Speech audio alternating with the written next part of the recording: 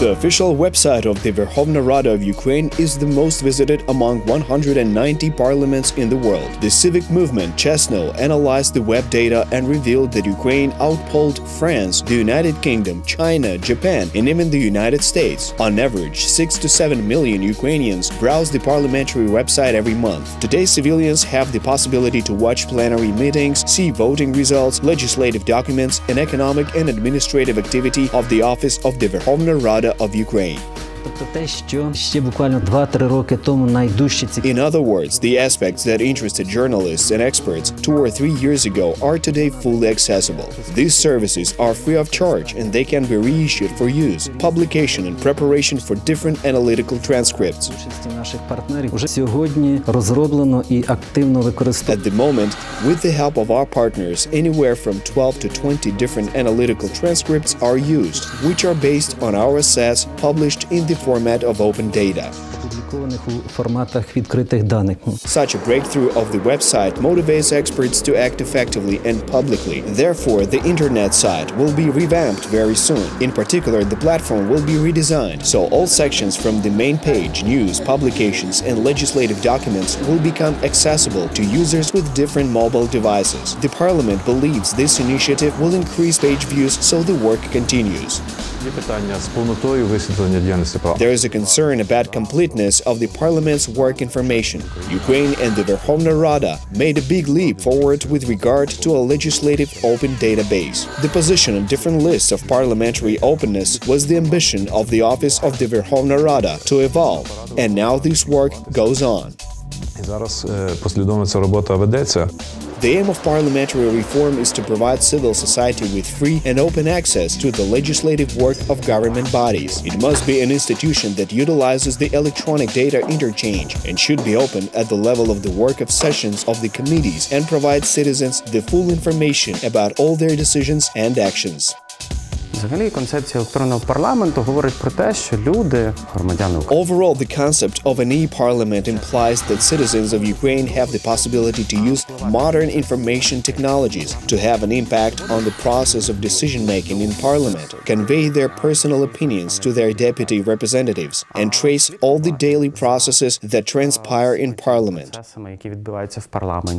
The monitoring of people's deputies' participation in decision-making processes, online petitions, and commenting of proposed laws are the key instruments of the notion of an e-parliament.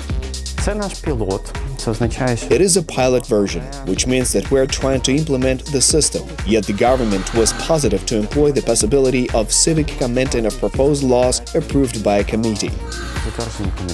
In this regard, Ukraine is ahead of many other countries because these functions are not provided in other parliaments, says Viktor Lach, president of the East Europe Foundation. Technically, Ukrainian parliament obtained the perfect mechanism that civilians can use to review clause by clause, comment, and rate a proposed law.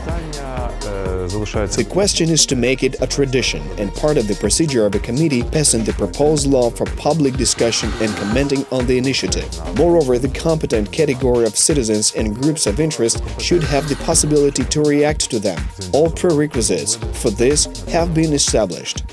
In July of 2018, Ukraine initiated the strategy of e-parliament for 2018 to 2020. The document was drafted by the office of the Verkhovna Rada of Ukraine in cooperation with the Eastern Europe Foundation, the USAID Rada program, the e-administration state agency, and European partners. The strategy is designed for 3 years and contains a mission, values, goals, and a plan for further development of e-parliament in Ukraine. Of course, the reorganization will not be completed by 2020. The reorganization intends not only provision of information and communication technologies of committee activities, parliamentary parties, and plenary sessions of coordination boards. First and foremost, the reform calls for creation of analytical service within the Verkhovna Rada of Ukraine. A brand new institutional body must become the high-tech platform for the effective work of not only people's deputies and other subjects of legislative initiatives, but also that of the President of Ukraine and the Cabinet of Ministers. The integrated digital platform has already been developed for such purposes. якраз і має бути забезпечений цей The lawmaking process should be guaranteed along with pre-moderation of projected laws before their registration and forming of so-called white books, the top 20 laws that should be reviewed as a matter of priority, as well as the impossibility of legislative spam. As a result, this will enhance the quality of legislation. It is our mission, our goal, and a matter of our values. Оце наші цілі, оце є наші цінності. The access to Wi-Fi internet in the Verkhovna Rada building was provided by the USAID Rada program. Ihor Kohut notes that while it may seem that this initiative has no direct connection with the legislative process, it most definitely serves as a fresh start in the development of the concept of a Ukrainian e-parliament. Prior to this, the access to internet sites was open only in plenary session rooms and the lobby in parliament. Now all committee rooms provide internet access. Then the system of e-petitions was introduced.